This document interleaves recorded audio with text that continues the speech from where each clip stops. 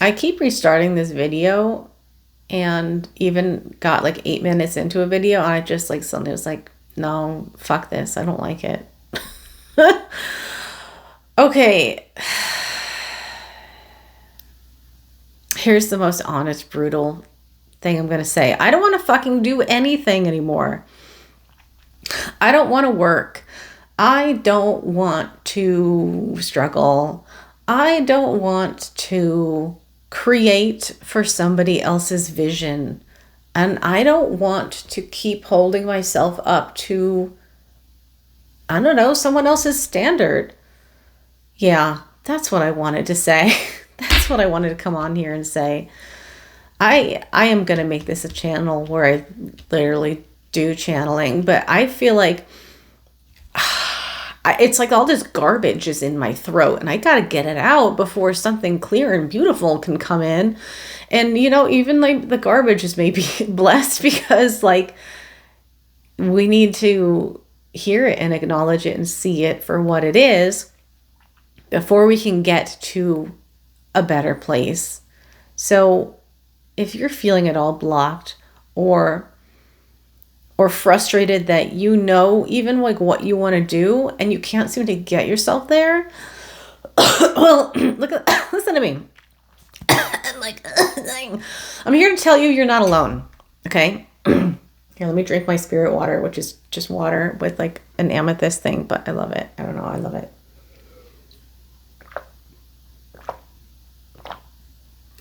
Oh, there's some ASMR from you. I don't really know how that's going to sound on camera. We're going to find out later. Yeah. So I'm just done. I wish I could say I'm motivated, but I'm not motivated. No, not at all. I've been going on like different like sites looking for like opportunities that might be exciting, and everything just like turns my stomach. Here are the terms that are turning my stomach right now. Let me think about this. Things I've seen. They're like, are you a motivated go-getter who wants to go above and beyond? Are you obsessed with deadlines? Do you love just analyzing and strategizing on data? And I'm like, no, I don't love any of that, bro. Like, does anyone love a deadline? I would think that's like a red flag. Like if I met a guy on a date and he's like, I love deadlines, I would be like, ooh, okay. No, I'm good. I'm just tired of these fake, clouded, concealed, misworded posts that are trying to trap you into the belief that you should be excited to drain yourself on someone else's behalf. There, that's it. Yeah, that's what it is. They always are written as like super upbeat, but what they're describing are situations basically like, do you love being demanded to redo your work in the 11th hour because someone suddenly decided that they needed to change direction like dramatically and it impacts the entire team? That's the kind of thing like is maddening. And hey, don't get me wrong, sometimes like in life situations do come up where we have to be agile, but too often even words like that, like agile, are thrown around or coded to mean willing to be exploited. And there's another YouTuber, oh my gosh, oh okay, I know her name. I was like, I always try to give credit when I can remember. Her name is like I Understood, or that's her channel name. I love her. First, the sound of her voice is just so soothing and just magical.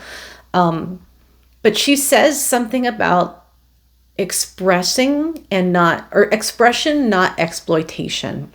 And I loved that because it absolutely nailed on the head perfectly what I feel so many of us are feeling. I know it's not just me, because when I went and cried in my doctor's office 2 weeks ago when I went for my annual physical, she told me so many of her patients are coming in and feeling the exact same way. I don't know if they're all crying, but she at least said that a lot of people coming into her office are saying how disillusioned and dead inside and heartbroken they feel about just the nature of work.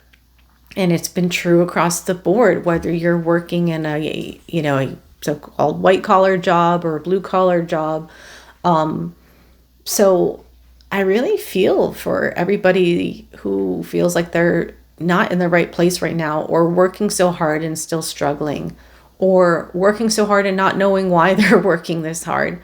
Or, and I also want to say, because I think when we're in pain or feelings of victimhood, it's really easy to be like, oh, well, you don't know what hard's like. You should see what I have to do. But it's like, guys, can we just make room for each other to each have pain? And it's independent of each other. Like, you don't have to compete for the biggest victim award. Like, you're allowed to be really tired from your physical job, and Jill over here is allowed to be really tired from her desk job, which may not be physical, but it's mentally draining too. Like, it's okay for two things to be true at once. I just feel like there's also a lot of like pitting people against each other as a distraction from really looking at the systems in place and the people in power who are benefiting from all of y'all's work. And they don't want you to focus on that. They want you to focus on, comparing your work to someone else's work and seeing who has the most struggle. Like, it's a whole thing.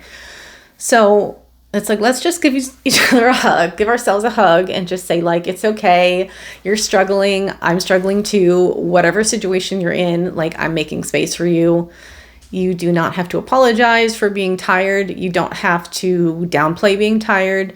You don't have to put down the person next to you because they're tired and you think they're not as tired as you are and you're more tired, so they shouldn't be complaining about how tired they are. Like, everyone's just fucking tired, okay? So it's okay for us all to just say that, I think. And gosh, what a relief to say it, right? Like, I know I feel like weight coming off my shoulders, even just acknowledging that. So I hope that hearing this is a little bit of weight off of your shoulders too.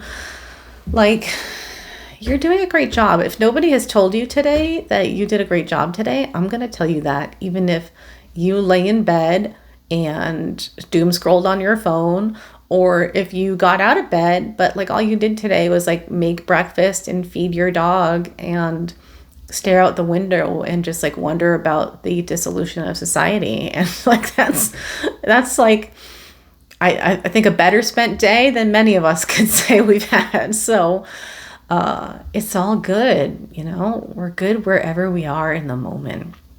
And maybe that's the thing to be embracing right now, is just that it's okay to be this little floating ball of chaos right now. And in fact, maybe just embrace being a little floating ball of chaos, because it'll probably get you through the next few months more easily if we create a little detachment and let go of the fact that shit's crazy right now.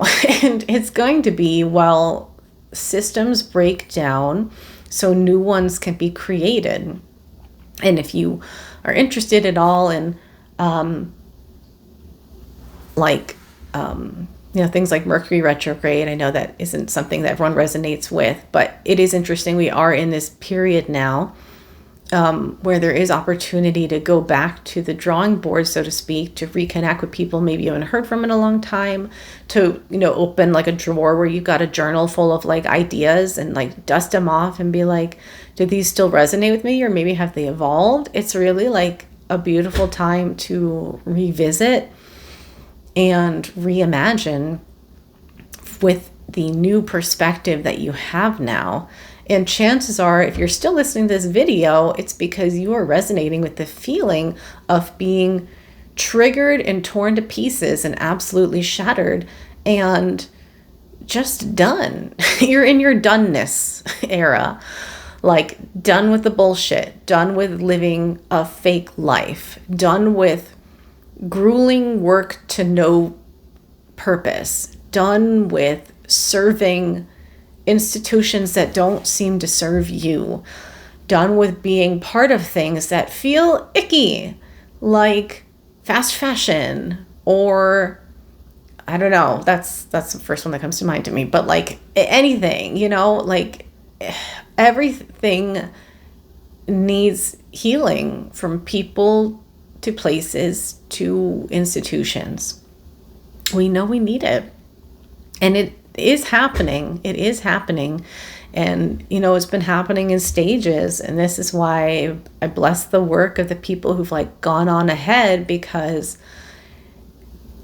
every time we take an opportunity to exist in a little more compassion for each other, give each other a little more grace, energetically, we are pioneering into the new world that we want to be making. That's how it's happening. It's not, the planet's not traveling through time and space to a different part of the solar system.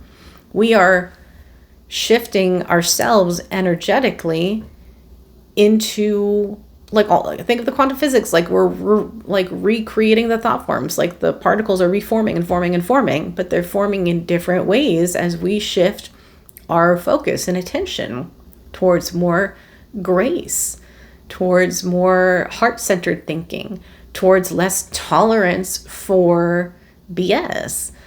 I don't know why I'm filtering myself now all of a sudden when I've been swearing this whole time. But anyway, yeah, so give yourself credit for every little moment in which you have taken to be kind to you, or kind to someone else, even someone you disagree with, maybe even especially someone you disagree with, maybe even someone who is not nice to you. That doesn't mean have no boundaries or let yourself be a doormat. Like, you can kindly say to someone, like, you aren't treating me well and I'm going to walk away now, but energetically, you are not sinking to their nasty little level. You are keeping yourself high, and you're like cleaning up their psychic litter for them, like people on the side of the road, like picking up someone else's like trash. Like, you're doing like the volunteer work to change the frequency of the planet. That's huge. So, that's another reason people feel exhausted, is we don't realize how much holding ourselves in grace and compassion, even though it itself is an endless source of fuel and nourishment, is challenging when we're in environments that are constantly attacking that. And you really need to protect yourself. If it's a family situation or a work situation or a friend group, like creating those spaces, whether it's like physical space, like you're going to go out for a walk when you're feeling like you need to reground, or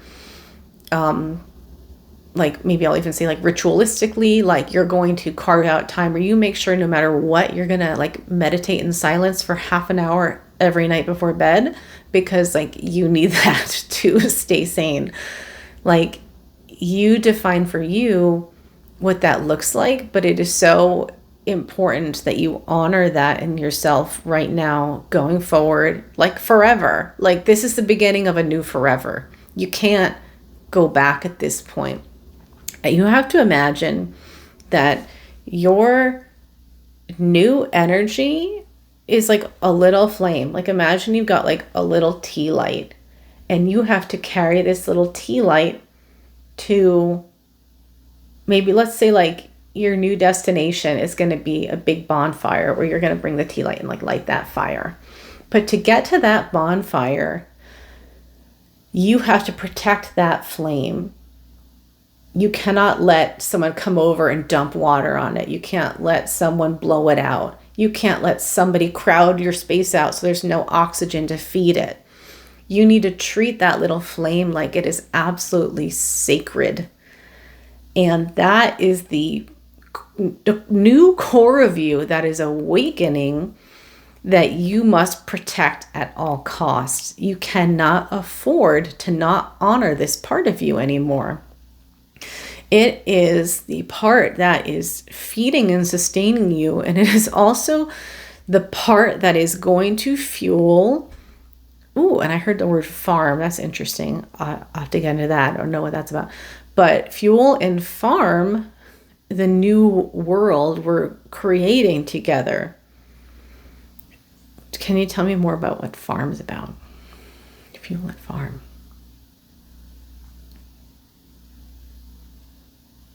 You're showing me like foundational structures that are being created with like all these little tea lights. So I think it's really about like setting new foundations and building from something that is so much stronger than anything we've had in the past.